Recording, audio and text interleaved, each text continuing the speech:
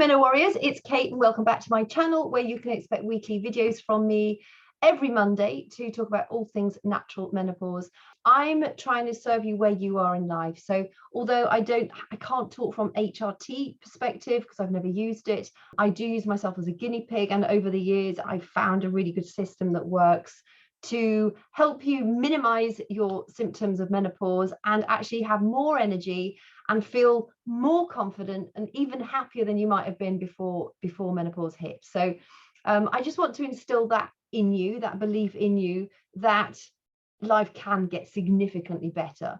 It's worked for certainly thousands, probably millions of women around the globe, the system that I use. And I want to be able to help you understand that there is a natural solution out there for the majority of you. I'm not anti-HRT at all. I think in some cases it can work really, really well. I'm just an advocate of trying the natural processes first before you go down or you commit to that route, because it's not just a quick fix either. Also, you can find me on Instagram. I'm at Kate Hartley UK. So if you want to go and head over there, I've got menopause stuff, but I've also got a lot of health and wellness stuff as well. So lots of free resources. If you click the link in my bio, have a look at that, because I've got loads and loads of downloads and guides and things that can help you too. So wherever you are with the perimenopause is obviously the lead up to menopause. The menopause is just one day given a year since your last period, and perimenopause can last up to 10 years. I had it for quite a long time. Night sweats were horrendous for me. Hot flushes were one of my worst symptoms, and as well as sort of like this creeping anxiety. It was really weird. It used to wake me up in the early hours. Really nice time of the day to be woken up. So today I'm actually going to be talking about menopause belly. Now, before you go, we shouldn't be calling it menopause belly, I completely agree. But it is a known thing that when we go through the menopause, we do tend to get more belly fat. You'll find that you'll sort of lose weight off your legs and your bum, and it will move up to your midriff. That is obviously down to the declining hormones. But there are things that you can do to improve your menopause belly. Now, let me say, if you've had babies and if you've got stretched skin, no matter how many crunches, no matter how skinny you try and be, if you've got stretched skin, you've got stretched skin. That's just the way it is. So embrace it. Think, you've had your miracles in there. If it's not just stretched skin, then if there is fat underneath your belly, then that is something that you can help get rid of. Definitely. I think it's misnomer that you need to be doing all the sweaty stuff for hours and hours and hours. That actually can make you hang on to belly fat. A lot of belly fat is related actually to the cortisol levels that we have in our bodies, our stress hormones. And as we go through menopause, with our declining estrogen and our declining progesterone, we have more cortisol released into our bodies. So we're not only more sensitive to stressful things, but we have actually got more cortisol circulating, which makes us even more sensitive to those things that we've become more sensitive about. So it's almost like a double whammy. So I'm going to talk about stress first, because it's really, really important that you understand that a lot of it is it might not be down to your diet. You might be over exercising, which is causing you to have this belly fat. So firstly, when we go into the menopause, so when our ovaries become redundant or they go into retirement, the adrenal glands they back up the job of the ovaries. So they help to produce a certain amount of estrogen. But when you think about our lifestyles as they are, we're really busy. If we're going through the menopause, we're not sleeping properly. We're probably having hot flushes. We're at that, dynamics are changing possibly in our relationships. We might be having a lack of libido. It might be that sexual intercourse is now painful because our mucous membranes are not as lubricated naturally as they used to be. And we're dealing with the sort of repercussions of how that changes in your relationship, because sometimes it's not that easy to say to your other half, well, actually, I don't really feel like it. And if I do feel like it actually hurts too. So I get your other half on board, or make them listen to this, maybe, because it's a real thing. And if you are suffering with that, you're not alone. There's loads and loads of women who have exactly the same problems, and I think you really need to understand that it's part and parcel of menopause, and there are things that you can do to help alleviate that. You might find also that you're caring for elderly parents. You might be becoming an empty nester. So we have a lot of stresses in our life around this time of our life, as well as our hormones doing the dirty on us. So as a result of the fact that our adrenal glands are already stressed, and then they have to try and help with the job of, you know, produce some of the estrogen that the ovaries used to do, they're even more stressed. So we've naturally got a lot of stress hormones circulating around in our bodies. Belly fat, the fat around our bellies, or the area around our bellies, has 4 times the amount of receptors for cortisol in our entire body. So when we're stressed, fat goes on our belly. So that's one thing you really need to be aware of. If you can manage, you're not going to eradicate stress, because stress is out there, it's all around, and stress comes in different things as well. What you eat and drink can cause stress in your body. Lack of sleep can cause stress. Obviously the worries and concerns of, you know, what I've just sort of mentioned as well. So stress is something that you need to actively work on to mediate. Now, whether that's meditation, I think everybody should try and get into a meditative routine. I do struggle with meditation, but for me, I do a lot of other lifestyle things that are good for me. So I don't think I would still benefit from meditation. There's absolutely no doubt about that at all. But if you can meditate, if you can take time out in nature, it has a great calming effect on our nervous system. Exercise is just absolutely crucial, but the right kind of exercise. So you need to be doing strength training, because that's going to help improve your muscle mass and your bone density, because obviously as we go through the menopause, our muscle atrophies quicker, it sort of breaks down faster, and our bones become more brittle. So it's really important that you're doing strength training, weight loaded exercises, in order to keep your body not just toned, but strong, flexible, mobile. There was a word I'm thinking of, you've got good balance. I can't think of the actual word that describes that, but that you've got good balance. But you want to be doing, like I said, good weight bearing exercises, and also short bursts of HIIT, high intensity interval training, not long duration cardio, because that is also going to spike your cortisol levels, and it's going to help make the belly fat hang on.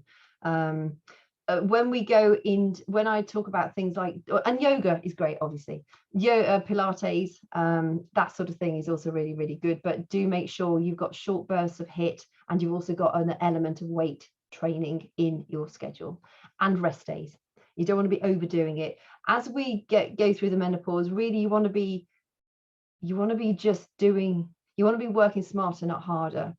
So you want to be doing the exercises which are going to help improve muscle mass, help improve bone density, while not spiking cortisol so much that you get belly fat. If you need any help with exercises, message me, because that's what I spend all day doing. And we get really, really great results as well. As far as food goes, if you can, cut out sugar, become a ninja at food labels. Food labels are so misleading. They'll say it's natural and healthy on the packet, and it's not. Have a look at the labels. If it's got a high amount of grams of sugar, so you're looking at the carbohydrates of which sugars, which is what it says underneath that. I mean, if it's got anything over like 4 or 5 grams, I would put it back on the shelf. I think 9 grams is probably more acceptable by most people, but if it's got something like 5 grams plus, I won't have it. I do make all my food from scratch, so I don't use packet food. I don't buy jars of sauces or salad dressings or anything like that. So at least I know what I'm making. But sugar is an absolute nightmare for your menopausal symptoms. It creates stress in the body. It's going to help you hang on to belly fat big time. So just become aware of that, and also look for fiber content when you're looking at, if you buy packaged food, make sure that it's got some element of fiber in it as well. Ideally, if the fiber is higher than the sugar grams, that's brilliant. It's highly unlikely to be that, but you know, if you can get your fiber near to the grams of sugar, then that's good as well, because that just helps to regulate your blood sugar levels. So be aware of that. Make sure you are drinking plenty of water. Teas and coffees are acidic to our bodies, and they also dehydrate us. So you do need to be drinking just water as well. You can have water with like the juice of a lemon or apple cider vinegar. What I would suggest you do is start every morning with a pint of warm water with either the juice of half a lemon or a slug of raw apple cider vinegar in it. It's going to help kickstart your metabolism. It's really good for your digestive health. That brings me on to the next one. And just keep hydrated. If you struggle to drink enough water, habit stack. So each time you go to the toilet, come out and have a glass of water. Go to the toilet, come out and have a glass of water, and you'll help develop that water drinking habit that way. Yes, you're probably going to need to keep going to the loo more often in the first couple of weeks. But your body will soon adapt to having more water, and you'll notice the benefits of it as well. It'll also help you with brain fog, help you get rid of brain fog. It'll help you, your skin will be better, your eyes will be brighter, you'll probably sleep better. On the gut health side of things, make sure you're eating healthy probiotics every day. I take mine, I have Greek yogurt, so in the morning on my oats, but I also have a superfood shake that I drink every afternoon, and that's got gut health stuff in it, but it's also got the probiotics that survive the tract through the digestive system. Probiotics are great, but make sure you're using the ones that actually survive. So if you have like a particular brand of probiotics that you're taking, if you have like a supplement, just Google it, make sure, does this survive going through the digestive tract? Because probiotics do their work in the colon largely. They don't work in the small intestine. It's in the large intestine when they do what they're supposed to do. So just be aware of that as well. Next is lots of vegetables and fruit. If you can eat more veggies, most of us don't eat enough vegetables. If you can just incorporate more vegetables into your daily food diet, it's going to make a massive difference to you. Vegetables are prebiotics, so prebiotics feed the probiotics. So we need to be feeding our healthy gut bacteria with the right stuff, and vegetables are excellent, and fruit. The fiber in those are really, really good. I tend just to wash my fruit and vegetables. I don't peel it unless like I need to. If it's like trying to think of something I do peel, like a celeriac I peel, and a butternut squash. No, I don't peel that either. I don't peel much of my food at all, because the fiber is really, really good for us, and also a lot of the goodness is just underneath the skin of a lot of these things. So if you absolutely have to peel it, but if you can get away with not peeling it, just wash it and cook it and eat it that way, or just eat it raw if you're able to. Sleep, again, is absolute cornerstone to good health. Now, when we don't sleep enough, we have a predisposition to creating white fat. When we sleep well, white fat turns into beige or brown fat, and beige or brown fat is actually calorie burning.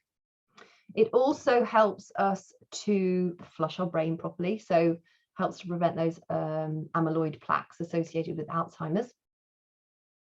But it also affects our satiety hormones. So when we sleep well, we have the right amount of hormones circulating in our bodies that says correctly that you're hungry and says correctly that you're full.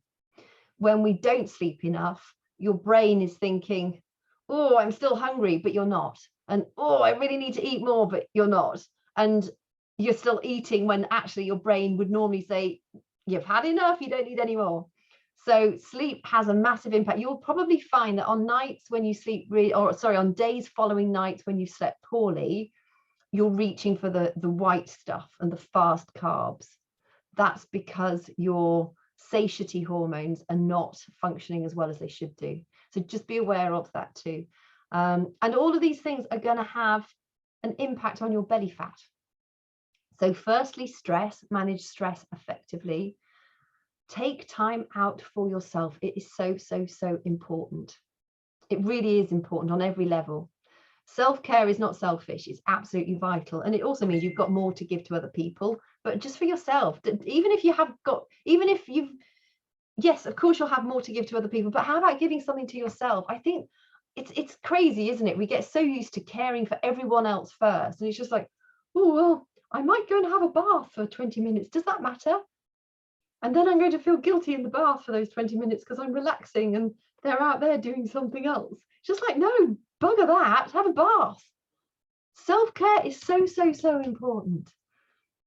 It really is. You should have no guilt about looking after yourself. You should be proud of it. So self-care, so to time out, manage stress more effectively, find an exercise routine which is fun, which has got an element of strength training and has got an element of HIIT cardio interval training in it. If you need help on that, message me. Make sure that you're cutting out sugars. If you drink alcohol, that is going to have a negative impact on your belly fat too, without a shadow of a doubt. I know a lot of people, and I go through periods of this. I love wine, I love beer, I love whiskey. I'm pretty much teetotal at the moment, except for when I go out socially, but I hardly ever go out, so I don't really drink.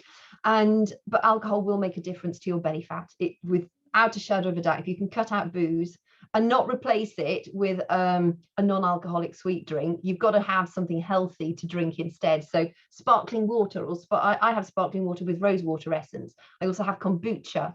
That's because I ferment my kombucha for longer than normal. It has a really low sugar content in it as well. So just be mindful of, if you're not drinking alcohol, make sure you've not got too much sugar in the drink you're drinking instead.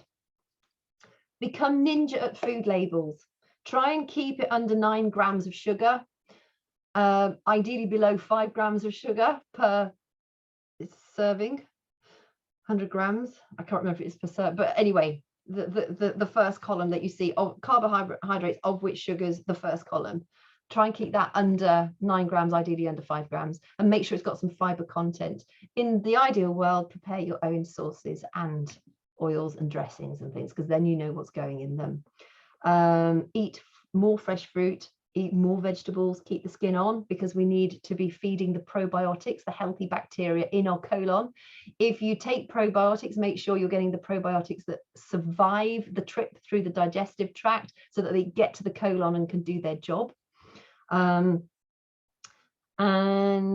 drink plenty of water, lots of water. You probably, to know how much water you need to drink, weigh yourself in pounds, divide that by 2, and the answer is the amount of fluid ounces you should drink a day. So if you weigh 200 pounds, you should be drinking 100 fluid ounces of water a day.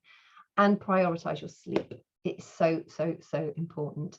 I will drop a link, if you're watching this on YouTube, I will drop a link to the Healthy Sleeping Habits book that I wrote a little while back. You're more than welcome to have that. It's completely free.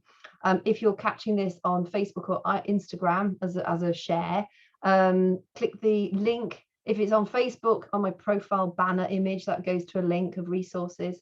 And if it's on my Instagram, click the link underneath my bio, and there's a folder there with all my free resources in there. You're more than welcome to download whatever you want from there.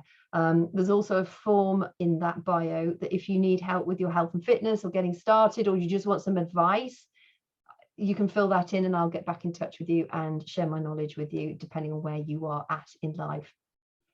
So thank you for your company today. I've really appreciated you taking the time to listen. If you're not already following me, make sure to subscribe and give me a thumbs up so that you don't miss future episodes. If you have a friend who is also going through the menopause, please share this with her, because we need to get the word out there that this is completely normal.